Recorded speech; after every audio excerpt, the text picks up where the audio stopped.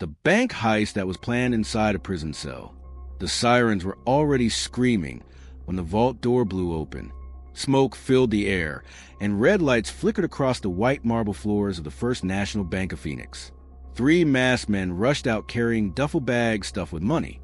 One of them shouted, "2 minutes," as the security alarms echoed like thunder.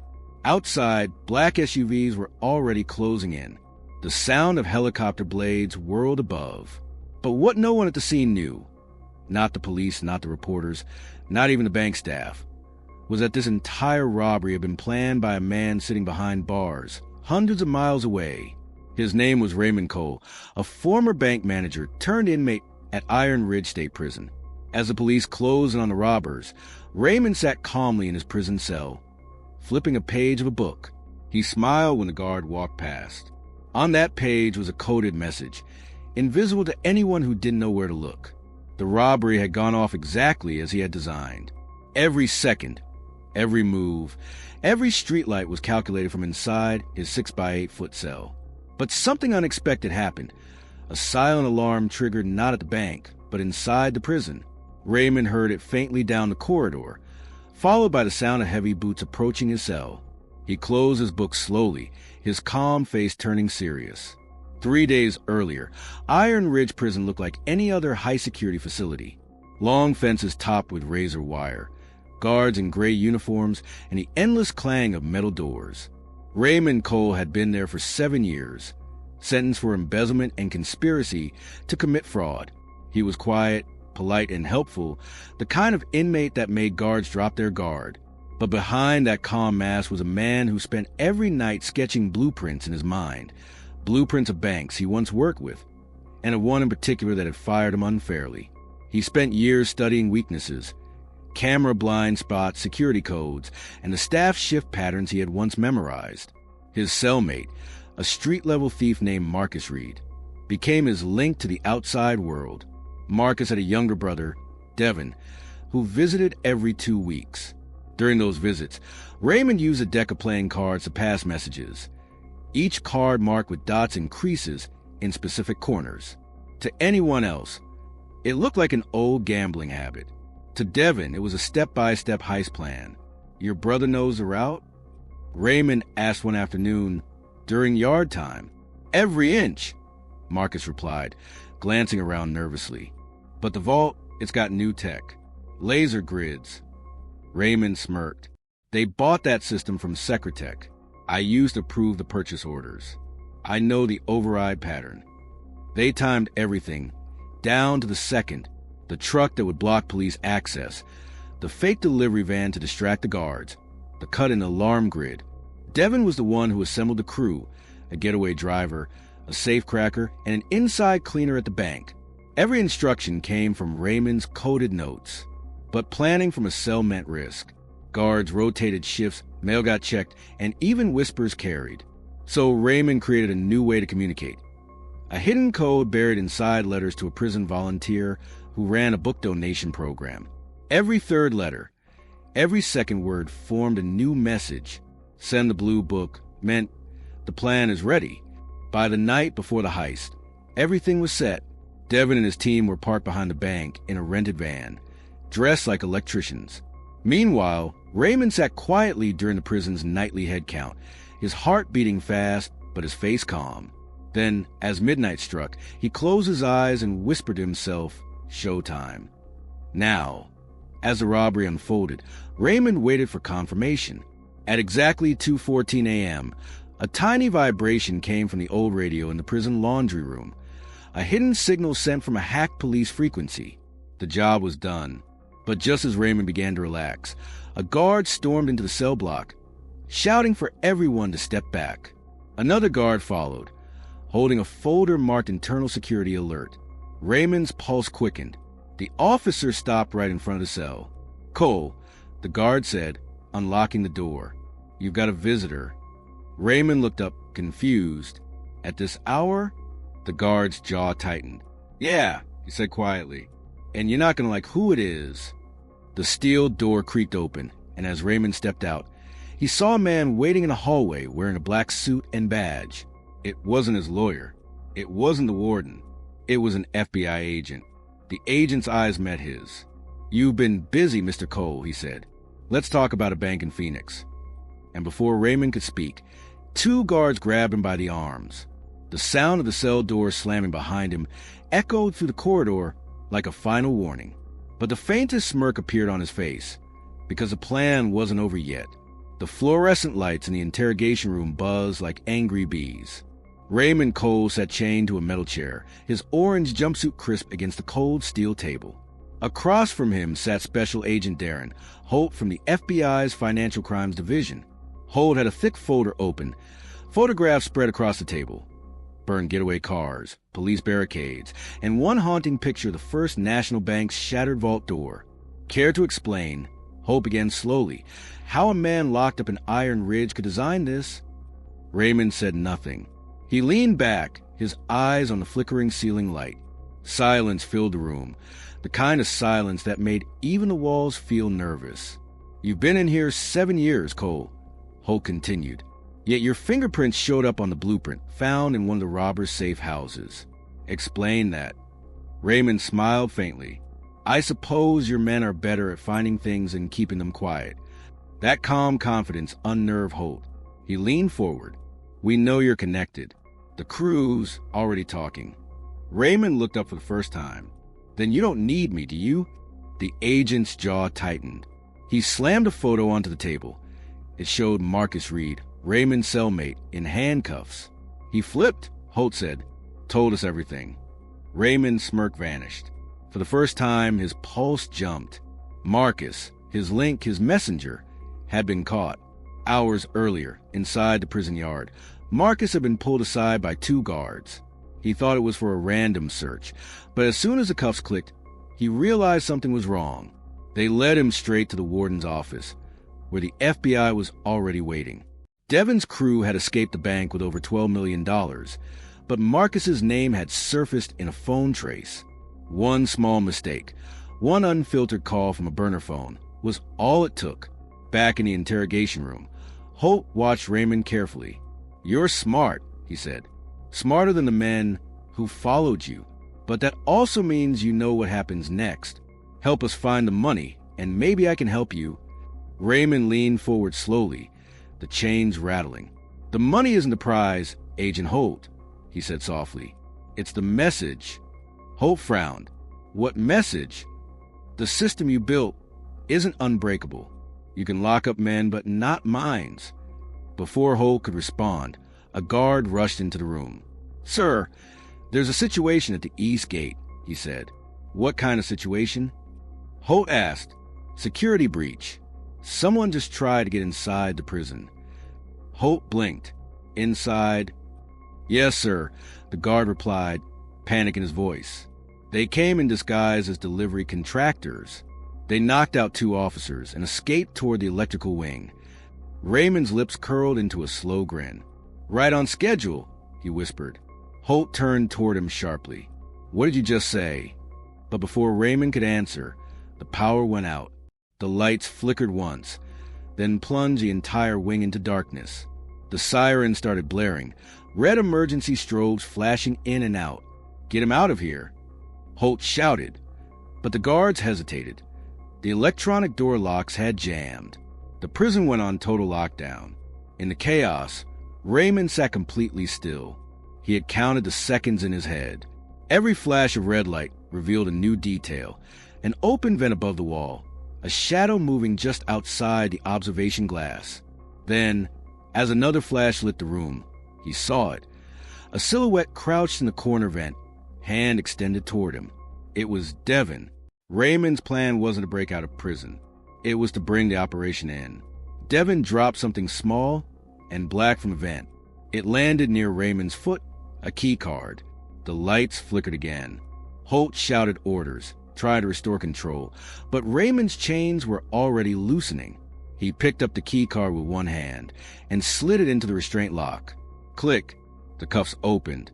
In the next instant, Raymond stood up, moving toward the door as alarm screamed through Iron Ridge. He turned back toward Holt, his face calm again. "You thought I was the prisoner," Raymond said quietly. "You were just part of the plan."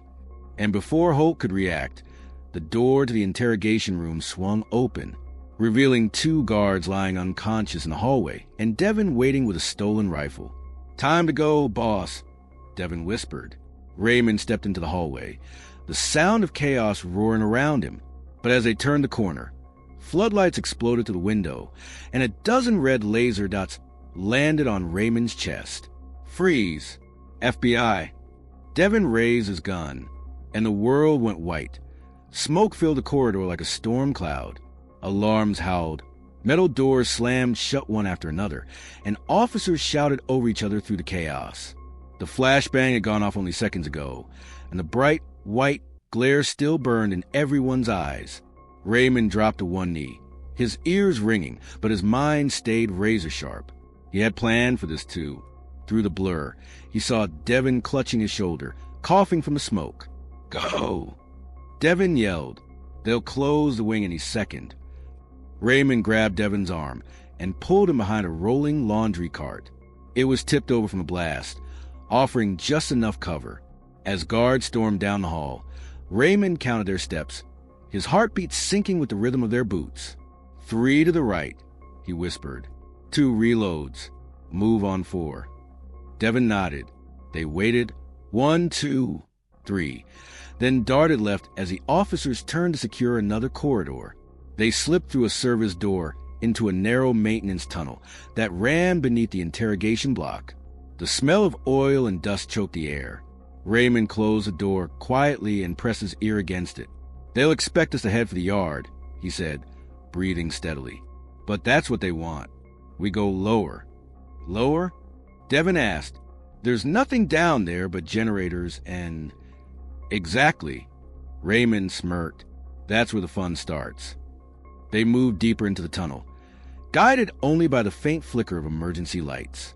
Every few steps, Devin winced and pressed his bleeding shoulder. Raymond tore a piece from his jumpsuit and tied it tightly around the wound. "You'll live," he said. "I've seen worse deals go through Wall Street." Devin let out a strained laugh. "You really planned all this?" Raymond's voice was calm. "Every last second." What Devin didn't know was that the blueprint of this prison had been his first project as a security consultant before his arrest. He had personally designed Iron Ridge's camera system and its backup power grid. Every tunnel, vent, and blind spot was a memory he'd carried for years. Up ahead, the tunnel split into 2. One path led to the main electrical room, the other to a forgotten service hatch that opened outside the east wall. Raymond paused, thinking fast. "They'll lock down the east exit," Devin said, panting. "They'll think they have," Raymond replied. "But I designed that lock 20 years ago. It's running on a ghost circuit. The system can't even see it." They took the left path. The air grew hotter as they neared the generator chamber. Sparks flickered from loose wires overhead. The floor vibrated with the hum of machinery. Raymond reached into his pocket and pulled out the key card Devin had thrown him earlier. "Swipe that at the control panel," he said. Devin hesitated. "Won't it trigger something?" "Oh, it will," Raymond said softly, his eyes on the steel door in front of them. "But not what they expect." The card slid through the reader with a faint beep. For a moment, nothing happened.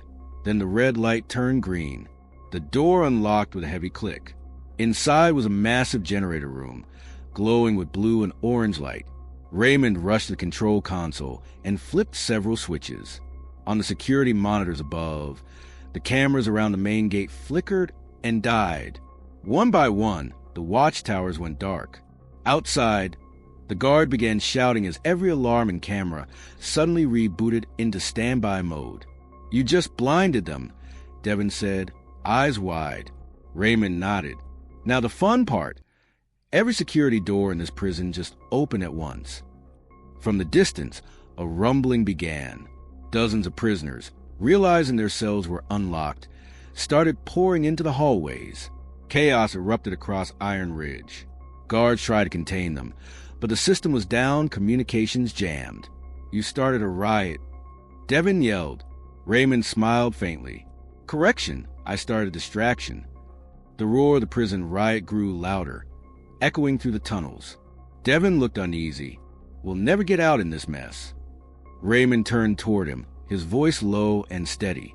"We're not leaving yet." Devin frowned. "What do you mean?" Raymond pointed to a locked steel cabinet on the far wall marked Secure File Storage. "Authorized access only." "That," he said, "is where they keep the confiscated evidence." "My evidence." He stepped closer, pulled a small flat magnet from his shoe sole, and began manipulating the latch. Devin stared at him in disbelief. "You're robbing the prison now." Raymond didn't answer. The lock clicked open. Inside were boxes filled with papers, old phones, and hard drives, everything seized during his investigation. Raymond dug through until he found a thin brown envelope marked with his case number. He opened it and smiled. Inside were several coded documents, the original blueprints he'd hidden from the FBI years ago. "This," he whispered, "is the real prize." Suddenly, the door behind them burst open. A team of guards stormed in, flashlights cutting through the smoke. Devin raised his hands, but Raymond stayed still. The lead guard shouted, "Drop it, now!" Raymond looked at Devin, then at the envelope, and in that frozen second, he made his choice. He grabbed the generator switch and yanked it down. The entire room exploded into sparks and darkness. A deafening boom echoed through the tunnels as the power grid overloaded, plunging Iron Ridge into a total blackout. The shock wave threw both men backward, the envelope flying into the air as alarms wailed again. When the smoke cleared, the guard were gone, and so was Raymond. The blast had shaken Iron Ridge prison to its core. Smoke drifted through broken vents. Sprinklers sprayed weak streams of water, and the faint orange glow of small fires flickered across the corridors. The entire facility was in chaos. Sirens screamed, prisoners shouted, and guards yelled for backup. But through all that confusion, one thing was clear. Raymond Cole was gone. Devin coughed violently, dragging himself out from beneath a collapsed metal shelf. His ears rang from the explosion, and his eyes watered from the smoke. He looked around desperately, calling out, "Ray? Ray, where are you?" No answer, just the hiss of the generator and the sound of distant gunfire. Devin's flashlight flickered as he stumbled through the debris. Then, under a pile of loose wires, he saw it, the brown envelope, scorched at the edges, but still intact. He reached for it just as a heavy boot pressed down on his hand. Devin froze and looked up. Standing over him was Special Agent Darren Holt, bruised and covered in soot, his weapon trained right between Devin's eyes. "Where's Cole?" Holt demanded, his voice raw. Devin swallowed hard. "You think I'd tell you even if I knew?" Holt cocked the gun. "This is the last time I'll ask." Before Devin could answer, the intercom system crackled to life, loud and distorted. Then came a voice, calm, clear, and unmistakably smug. "Agent Holt." Raymond's voice echoed through every speaker in the prison. "You're probably wondering how a man in cuffs managed to disappear under your nose." Holt froze. "He's on the intercom," one guard whispered. Raymond continued, his tone smooth and taunting. "You built a cage to hold men, but not minds. I didn't break out. I just stopped belonging to your system. Find that control room." Holt barked. Guards scattered, running through the halls, following the sound of the voice. Devin stayed still, his mind racing. Raymond was alive, and somewhere inside the prison's own network. Meanwhile, in the surveillance control hub 2 floors above, Raymond sat at a computer terminal, typing with surgical precision. His jumpsuit was torn, his face streaked with ash, but his eyes burned with focus. Lines of code scrolled down the monitors, each command redirecting power and unlocking pathways. He had spent years studying Iron Ridge's systems, memorizing every vulnerability. Now, he was using them all at once. The control screens flickered between live footage, guards running in panic, prisoners escaping, and a convoy of police lights gathering outside the walls. Raymond leaned into the microphone again. "You should thank me, Agent Holt. I've given your system a real stress test." Then he hit a key marked execute. Every door on the east side of the prison opened at once. Floodlights outside short-circuited, plunging the yard into darkness. Dozens of inmates ran into the fog, vanishing through the chaos. Holt shouted for the power to be cut, but it was too late. The emergency generators had already been rerouted. Raymond stood up from the console, grabbed the guard's discarded jacket, and slipped into maintenance corridor behind the room. The brown envelope was tucked safely inside his sleeve. He followed the dim green glow of the exit lights until he reached a narrow shaft that led up toward the roof. He climbed quickly, his hands slipping on the cold metal rungs. Above him, faint moonlight shone through a broken vent cover. Below, Agent Holt and his team stormed the control room. "Empty." "He's gone," a guard said. "Sir," he rerouted every feed. "We've lost visuals." Holt slammed his fist on the table. "He's heading out. Seal the roof." But by the time the order came through, Raymond had already emerged onto the roof, the night wind slapping his face. The prison lights below looked like a battlefield, flashing red and blue, chaos everywhere. A helicopter spotlight swept across the yard, but Raymond ducked behind a ventilation duct, his breath steady. Across a perimeter fence, beyond the fog, a single black van sat waiting with its headlights off. Devon's backup plan. Raymond pulled out a small remote from his pocket, one of the tools hidden inside his cell for years. He pressed a single button. The van's headlights blinked twice in response. But before he could move, a voice shouted from behind him, "End of the line, Cole."